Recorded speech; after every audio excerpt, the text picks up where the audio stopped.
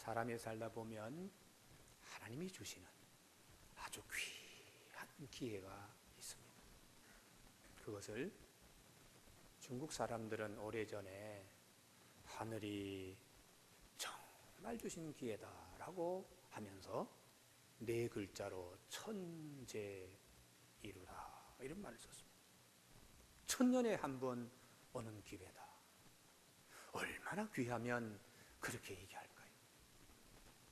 요즘 시대가 바뀌어서 우리 대통령은 대박 터뜨린다는 말로 얘기하는데요. 사람이 살면서 나도 저런 기회가 한 번 있었으면 이런 생각들 하지요. 저분은 어떻게 저렇게 운이 좋아서 저러는가? 거기에 대하여 하나님이 우리에게 오늘 말씀하십니다. 오늘 본문은 모세의 삶에서 아주 중요한 기회가 그에게 왔습니다. 모세의 삶에 후회 없는 가장 확실한 복된 삶의 시작이 그에게 찾아왔습니다. 그것은 큰 나무도 아닙니다. 아주 보잘것없는 떨기나무, 거기에서 하나님의 부르심을 듣고 그가 하나님의 부르심에 응하며 이때까지 경험하지 못한 아주 확실한 삶, 이제는 죽어도 여한이 없는 그의 삶을 그는 누리게 되는 것입니다. 하나님께서 모세를 부르실 때에 두 번 부르십니다. 모세야, 모세야. 그때의 모세가 내가 여기 있나이다. 내 발에 신을 벗어라. 왜냐하면 이곳은 거룩한 땅이다 하는 것이 오늘 본문 말씀입니다. 이후에 우리가 잘 알고 있는 대로 어떤 일이 일어나는가 하면 바로의 손아귀에 사로잡혔던 동족 430년 동안에 구속되고 억압되었던 민족을 하나님의 뜻에 따라 해방시키는, 그리고 200만 군인들로만 60만입니다만 일시에 엑소더스하는 하나님의 귀한 일을 그는 이루게 됩니다. 인류 역사에 한 번에 200만의 노예를 풀어낸 일은 세계에 없습니다. 1850년대에 에브라함 링컨이 흑인 해방을 주장했지만 한꺼번에 200만이 아니라 20만도 제대로 해방시키지 못했습니다. 후호에만 그쳤습니다. 지금도 백인 사회에는 흑인들 우습게 보는 경향이 있죠. 진정한 해방은 아직도 되지 못했습니다. 사랑하는 교우 여러분, 오늘 본문 말씀을 통해서 하나님이 우리에게 각자에게 주시는 말씀입니다. 사람 누구에게나 좋은 기회들은 찾아온다는 것입니다. 1절에 모세가 그의 장인 미디안 제사장 이드로 양떼를 치더니 그 떼를 광야 서쪽으로 인도하여 하나님의 산 호렙에 이름에 여호와의 사자가 떨기나무 가운데로부터 나오는 불꽃 안에서 그에게 나타나시니라. 무슨 말씀입니까? 하나님의 좋은 기회는 일상적인 삶 속에서 찾아온다는 거예요. 양을 지키는 양지기 노인의 일상적인 삶, 누가 주목하겠어요?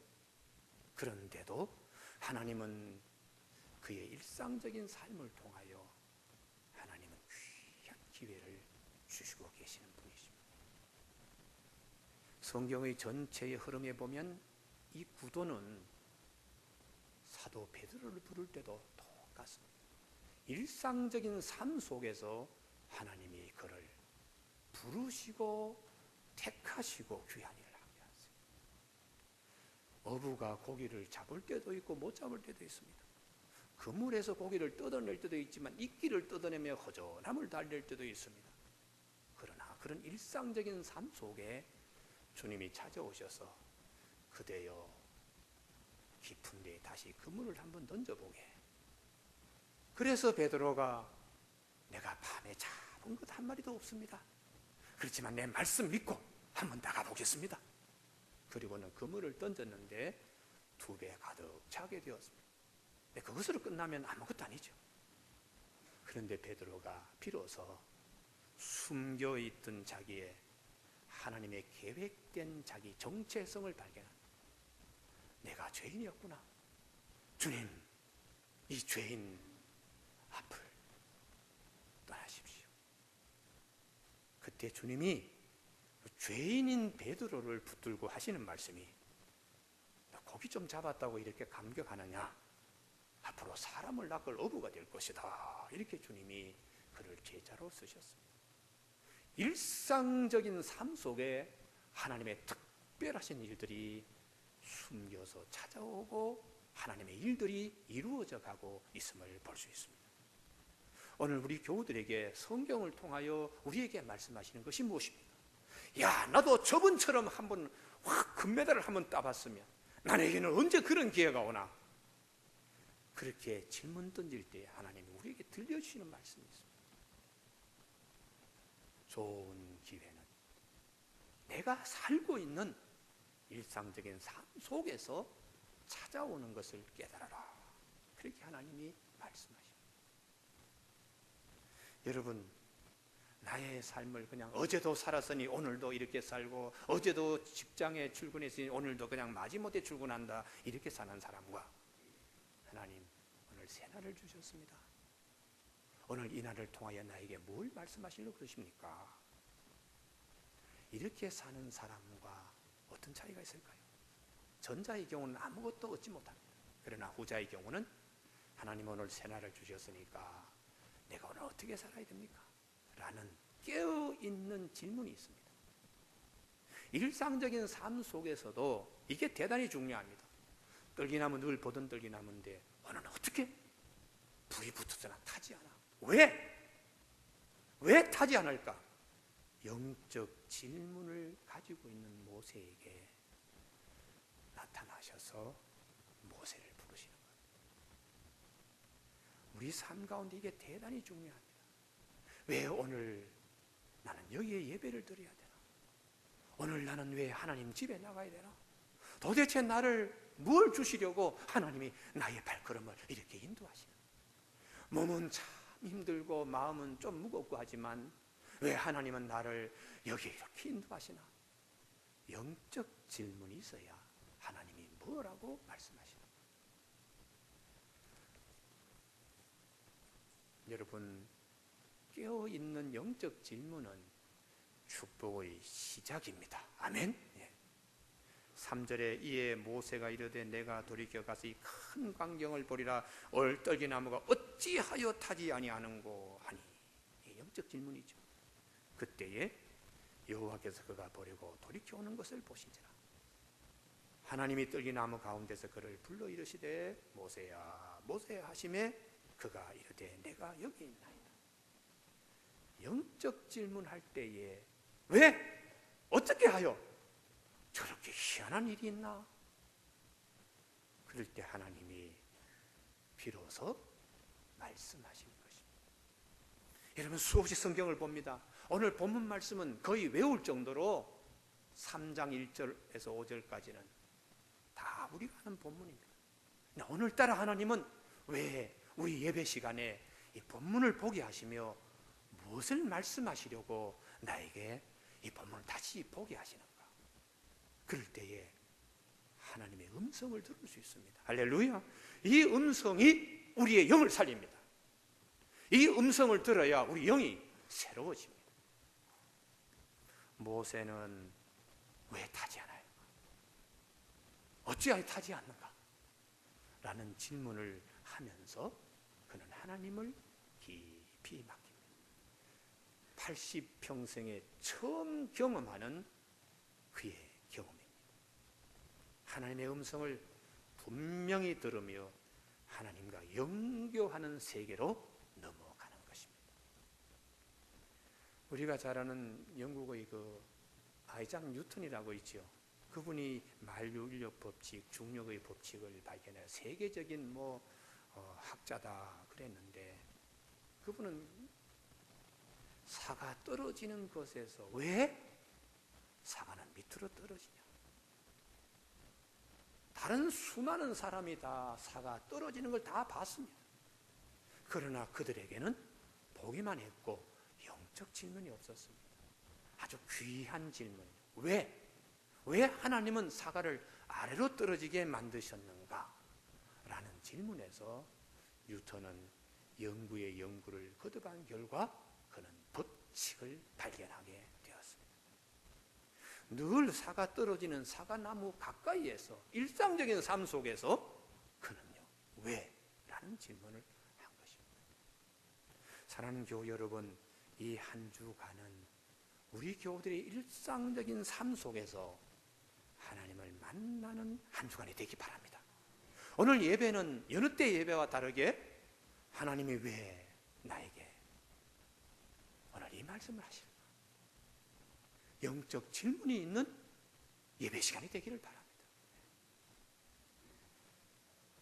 잠언 8장 34절에 누구든지 내게 들으며 날마다 내 문 곁에서 기다리며 문설주 옆에서 기다린 자는 복이 있나니.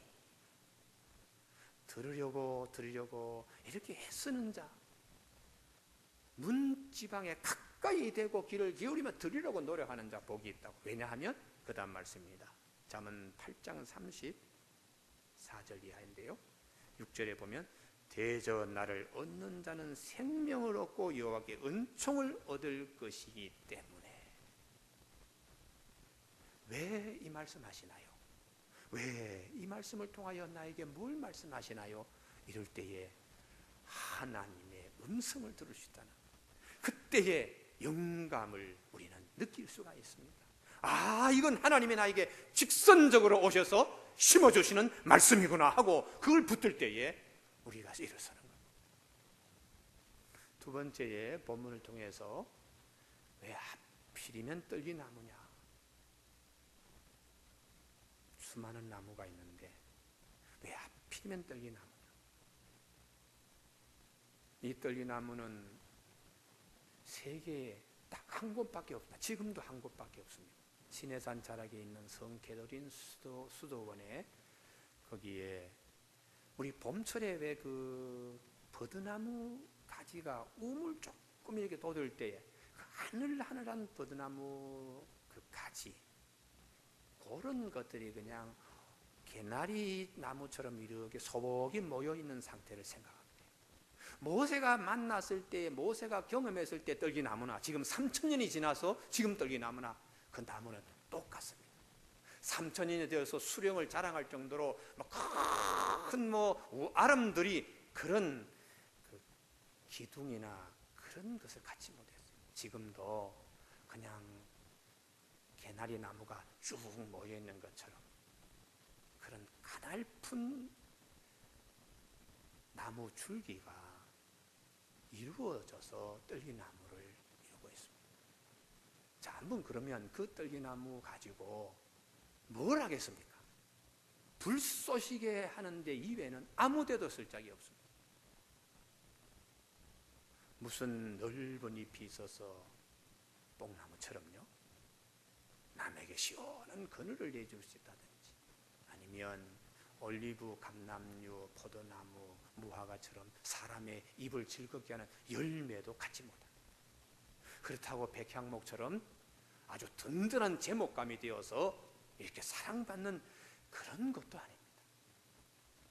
그런데 하나님은 그 떨기나무를 통하여 떨기나무에 가까이 오는 모세에게 하나님은 만나시고 부르시고 큰 계획을 말씀하시는 것입니다.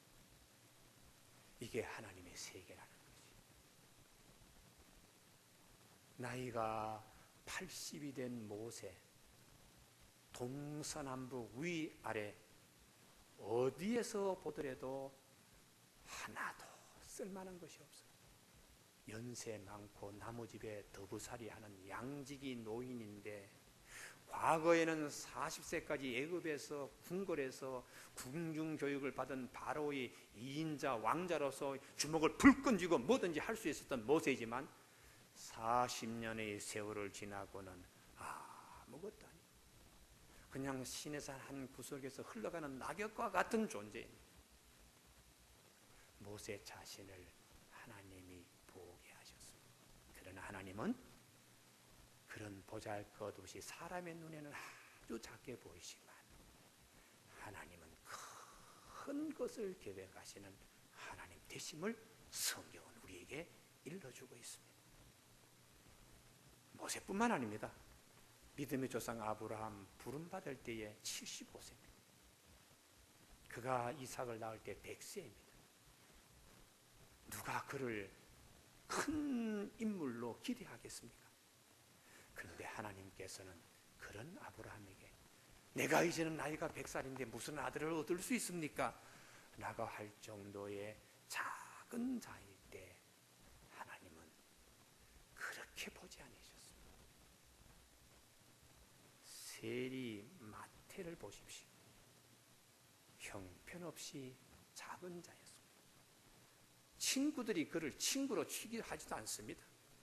동족의 피를 빨아먹는 세무 공무원, 로마의 세금을 갖다가 바치며 그 와리를 먹는 나쁜 녀석이라고 생각하는, 회당에서도 들어오지 말라고 하는 그런 마태인데요, 주님은 그를 만나셔서 제자로 삼으시고 마태복음을 기록한 큰 인물이 되게 하셨어요. 오늘 이 성경의 전체의 흐름을 우리가 정리하면 우리 각자를 향하여 하나님이 주시는 말씀입니다. 내가 작게 보일 때에 내 스스로 작다고 하지 말고 작게 보일 때에 하나님의 큰 기회가 찾아오는 하나님의 말씀을 보는 우리 모두가 되시길 바랍니다. 그럴 때에 하나님께서 영감 주시는 영감. 사랑하는 교회 여러분, 다윗이 싸움할 때에, 골리앗과 싸움할 때에 이스라엘 군인들도 물맷돌을 무기로 생각하지 않았습니다. 야, 저거 가지고 가서 저거 전쟁 치르겠나? 사울이 자기가 갖고 있던 칼도 주고 갑옷도 주고 투구도 줬지만은 왜요? 이런 것으로 전쟁해야지 골리앗을 이길 수 있지. 야, 근데 다윗은 그게 아니에요.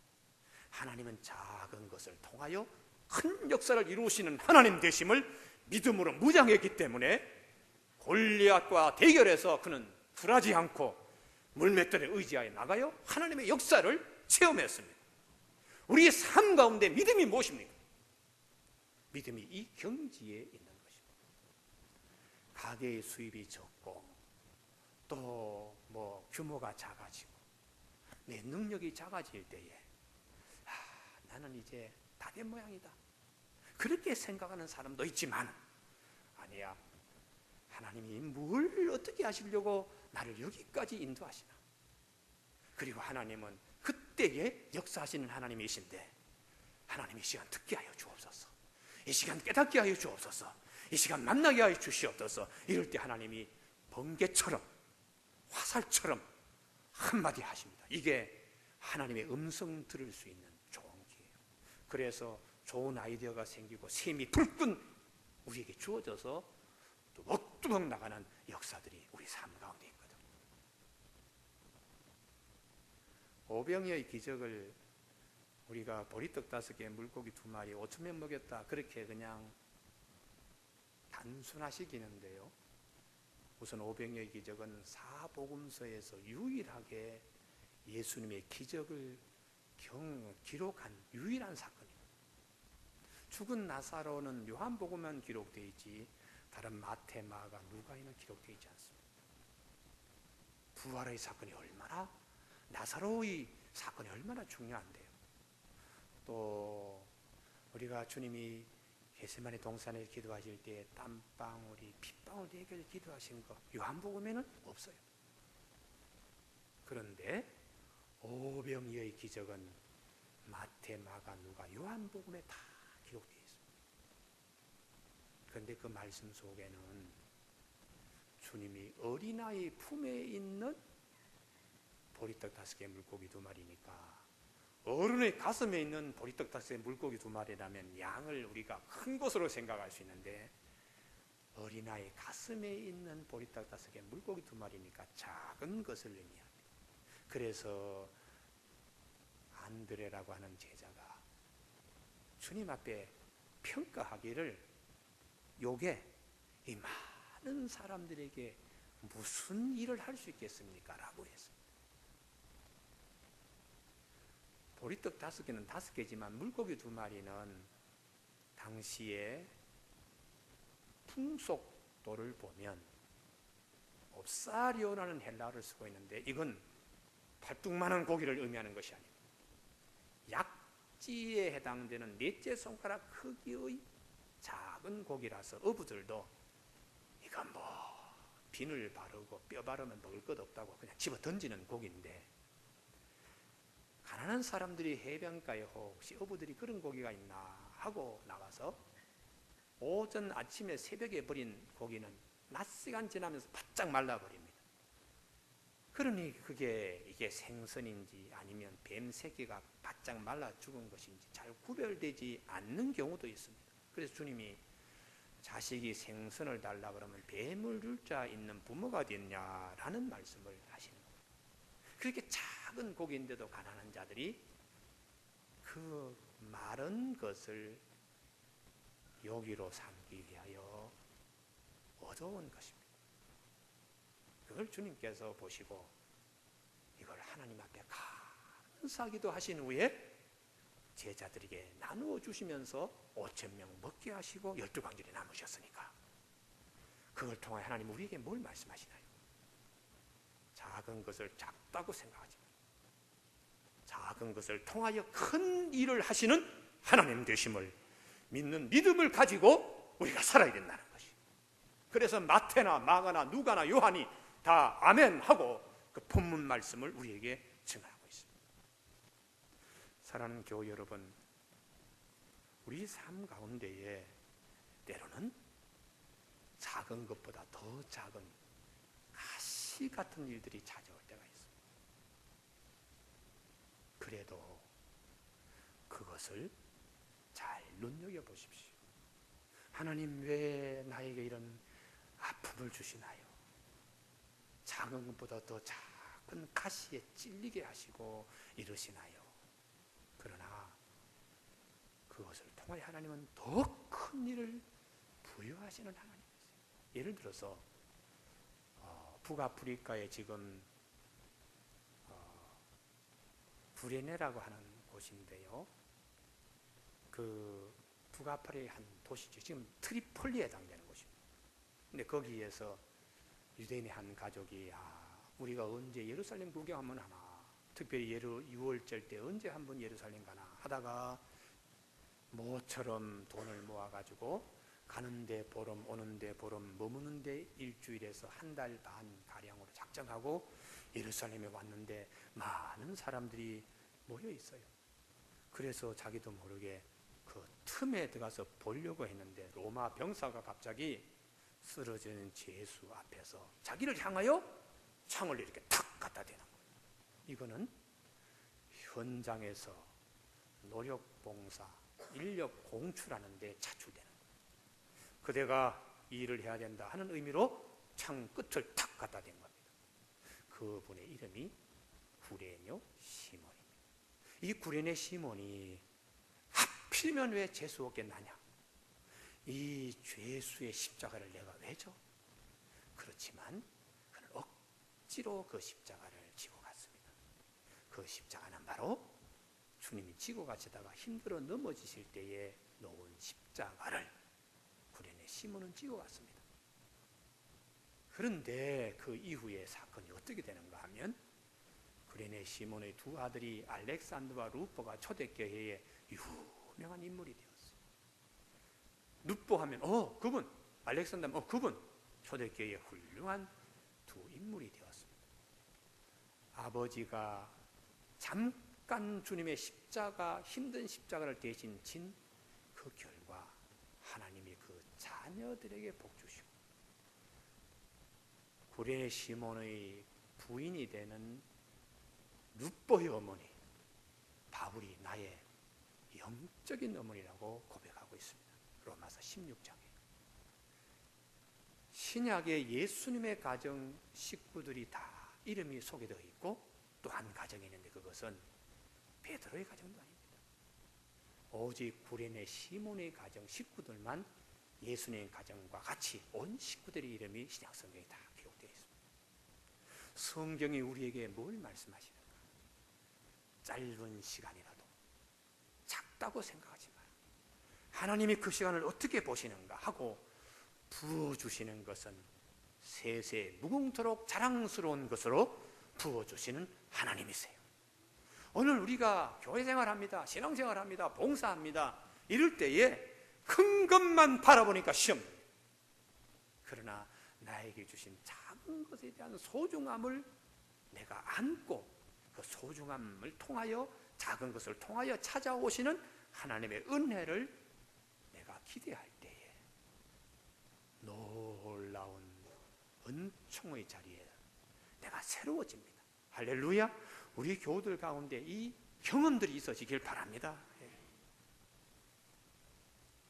세 번째에 하나님은 하필이면은 왜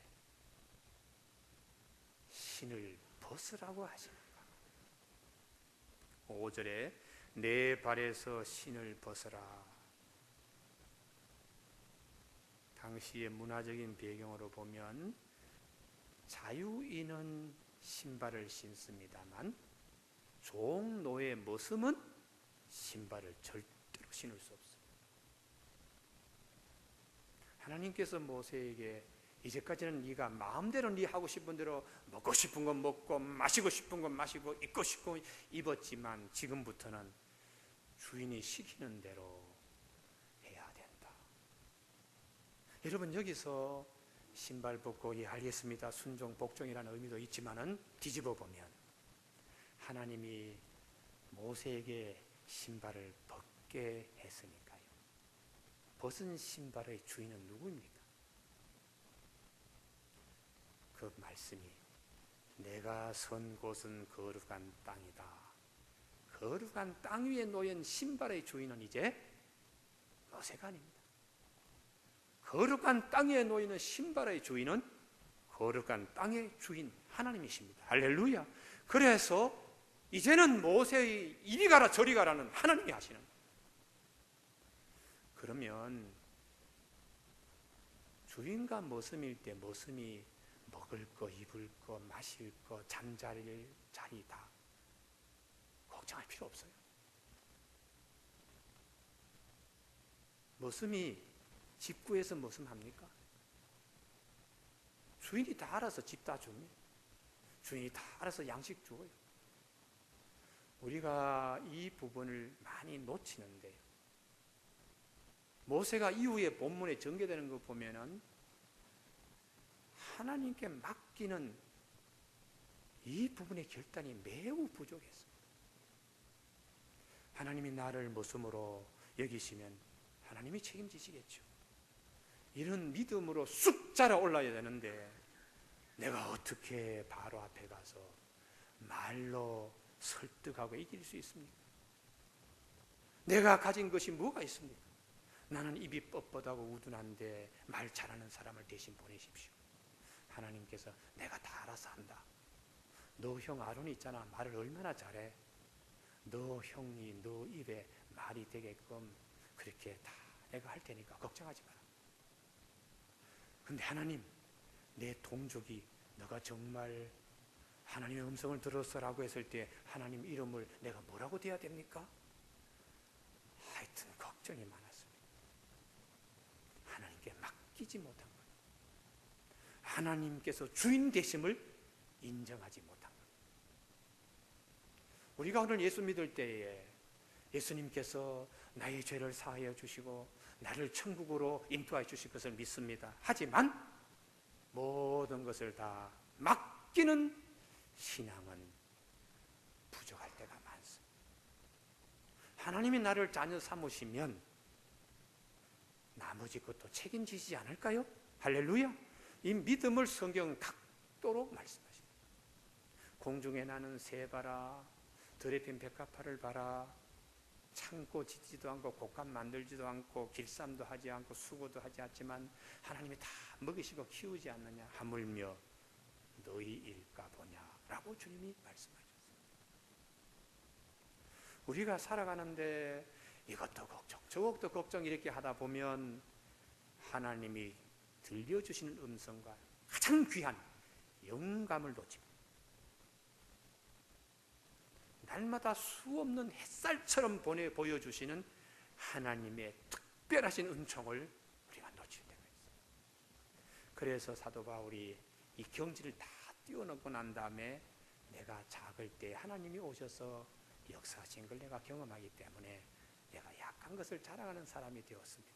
그리고 여러분, 빌립보서 4장 6절 이하에 아무것도 염려하지 마세요. 사도 바울이 옥에 갇혀서 이제는 순교를 앞두고 그의 인생을 정리하면서 순교 앞에서 내가 지금까지 살고 보니까 염려할 거 없습니다. 걱정할 거 없습니다. 그 말로 빌립보서 4장 6절에 아무것도 염려하지 말고 모든 일에 기도와 간구로 감사함으로 하나님께 아뢰십시오. 그리하면 모든 지각에 뛰어난 하나님의 평강이 너희들의 마음과 생각을 그리스도 예수 안에서 지키신다고 말씀하셨습니다. 오늘 우리가 예배 드리면서 가장 귀한 자리에 다 설 수 있기를 바랍니다. 하나님이 오늘 왜 나를 이곳에 예배 드리게 이렇게 본문을 이렇게 주시는가? 하나님께서 우리를 자녀 삼으셨으면 자녀의 모든 것도 다 책임지심을 아는 믿음으로 설 수 있기를 바랍니다. 그리고 그것은 어떻게 경험되어지는가 하면 그 믿음의 그릇으로만 경험되어집니다. 내 길을 여호와께 맡기라. 그를 의지하면 그가 이루시고 또 여호와를 기뻐하라. 내 마음의 소원을 반드시 이루어 주신다고 시편 37편 4절 5절에서 말씀하고 있어요. 모세가 하나님께 이렇게 맡기는 게 부족하니까 하나님이 길에서 모세를 잡아서 죽이려고 했습니다. 모세가 이 죽음의 문턱에서 아내가 아들을 할례해서 그 할례에 나온 표피를 던지면서 모세가 다시 살아나는데요. 그래서 피난편이라. 죽음의 경지에 들어간 모세가 이제는 하나님의 모든 것에 그는 굴복할 수 있는 진짜 모습이 되는 그런 모세가 되었습니다. 바로 앞에 가서도 불하지 않았습니다. 그리고 동족을 데리고 나올 때 홍해 앞에서 그의 동족이 그들에게 모세에게 불평으로 돌질할 때의 모세는 여러분 하나님이 하시는 거 다 보세요. 우리가 절대로 죽지 않습니다. 홍해 바다 가운데 하나님이 하시는 것을 보세요. 이런 담대한 자가 되어 동족들과 함께 홍해를 걷는 사건을 우리는 알 수 있습니다. 오늘 우리 교우들 가운데 왜 하필이면 떡이 나무냐? 왜 하필이면 신을 벗으라 하시는가? 그 말씀을 기억하며 하나님 나의 일상적인 삶 속에서도 이런 귀한 일이 기다릴 줄로 믿습니다 라는 우리 모두가 되시길 주님의 이름으로 축원합니다. 기도하시겠습니다.